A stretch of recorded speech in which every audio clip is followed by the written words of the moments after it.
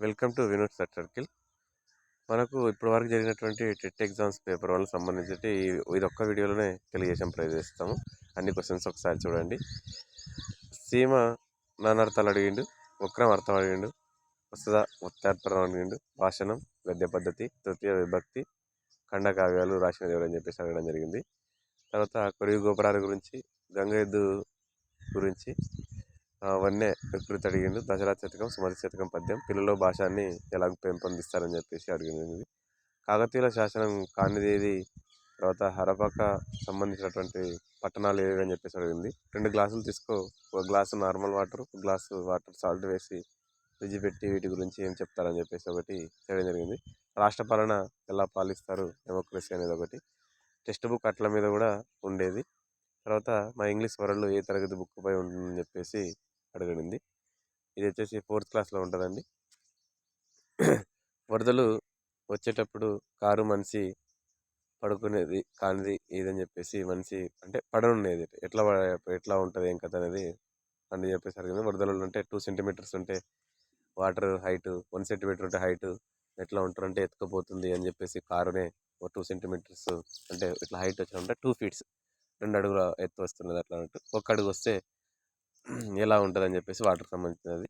తర్వాత టీజీ టెట్లో ఎలా కండక్ట్ చేస్తున్నారు దానికి సంబంధించి కానీ అని చెప్పేసి ఒకటి క్వశ్చన్స్ అడిగానంట. కోల్బర్గ్లో దశలు స్థాయిలు దేని గురించి, పియాజే ఒకటి, జోక్యరహితం ఇంకొక పేరు, తర్వాత విచన పద్ధతి బోధన పద్ధతి ఏది, రాజ్యాంగ ఆర్టికల్ గురించి అడిగిండు. నెక్స్ట్ మనకు ఇక్కడ మ్యాథ్స్లో వచ్చేసి 64/√3 సమబాహు త్రిభుజ వైశాల్యమైన దాని చుట్టుకొలత ఎంత అంటే 48 అని చెప్పేసి ఒక ఆస్పిరెంట్ మనకు రాసి పెట్టారు. ఇక్కడ రేఖఖండాలకు అంత బిందువు 2 అంట.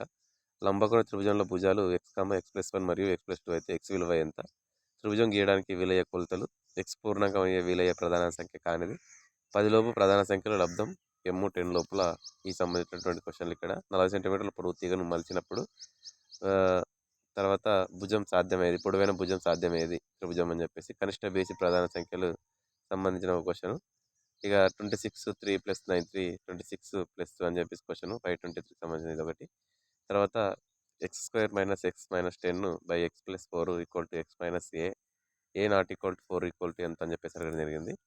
ఆన్సర్ 5 అన్న పెట్టారు అక్కడ.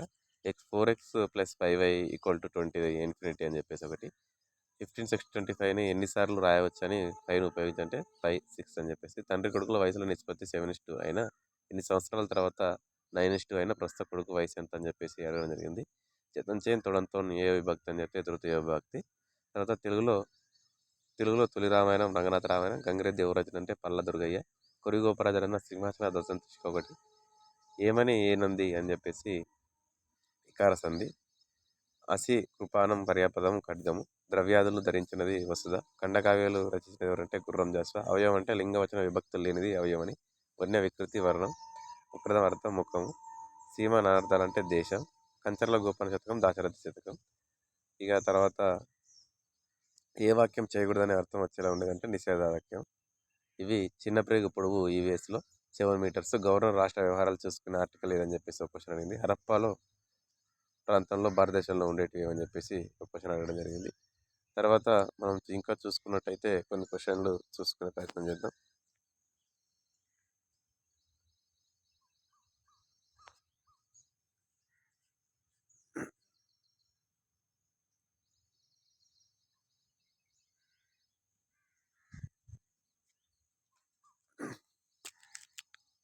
ఇప్పుడు చూడండి, బాసరా నది ఏ నది ఒడ్డున కలదు అని చెప్పేసి ఒకటి. పృథ్వీకి ప్రకృతి పదము.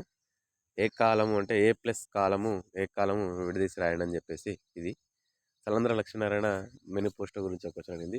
పీయూష గ్రంథి విడుదల చేయ హార్మోన్ ఏదని చెప్పేసి అడిగింది. భారతదేశం నా మాతృభూమి ప్రతిజ్ఞ రాసిన వారు పిడమర్తి వెంకట సుబ్బారావు అండి.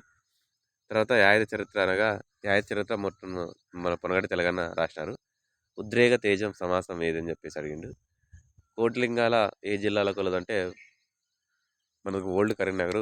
కొత్త టెక్స్ట్ బుక్లలో వచ్చేసి ప్రతి టెక్స్ట్ బుక్లలో ఉన్నవి చూడండి ఒకసారి అది. తర్వాత మనకు అదే సీజన్లో ఆఫ్టర్నూన్ సీజన్ క్వశ్చన్లకు సంబంధించి 18th రోజు శబ్దం నానార్థాలు.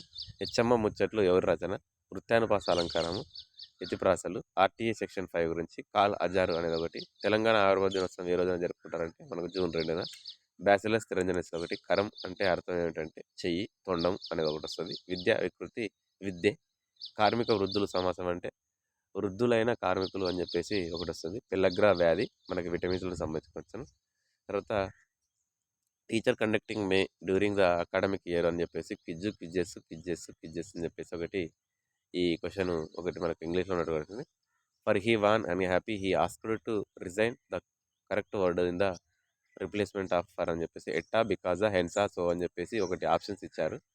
తర్వాత C he's taller than himself than him అని చెప్పేసి ఆప్షన్స్ ఒకటి ఏబిసిలు ఇచ్చారు. ఇక్కడ చూడండి వీటికి సంబంధించిన క్వశ్చన్లలో ఇవన్నీ ఉండడం జరిగింది. తర్వాతకు మనకి ఇంకా చాలా క్వశ్చన్లు నెక్స్ట్ ఎగ్జామ్లో ఉన్నటువంటి వాటికి ఇవి యూజ్ అవుతామని చెప్పేసి నేను ఒక చిన్న వీడియో చేయడం జరిగింది. పూర్తిగా వీడియో చూస్తే మీకు అన్ని క్వశ్చన్లు తెలిసిపోతాయి. క్వశ్చన్లు మెయిన్గా ఏంటంటే యూఎస్ నుంచి చాలా సింపుల్ క్వశ్చన్స్, మ్యాథ్స్ కూడా సింపుల్ మ్యాథ్స్ క్వశ్చన్స్ కొన్ని అడుగుతున్నాడు, కొన్నిసార్లు కొన్ని సింపుల్ హార్డ్గా వస్తున్నవి. సో కాబట్టి ప్రీవియస్గా టెట్ పేపర్లను ఒకసారి మీరు అన్నీ రివైజ్ చేసుకోండి, మీకు తెలిసిపోతుంది. Thank you so much for everyone.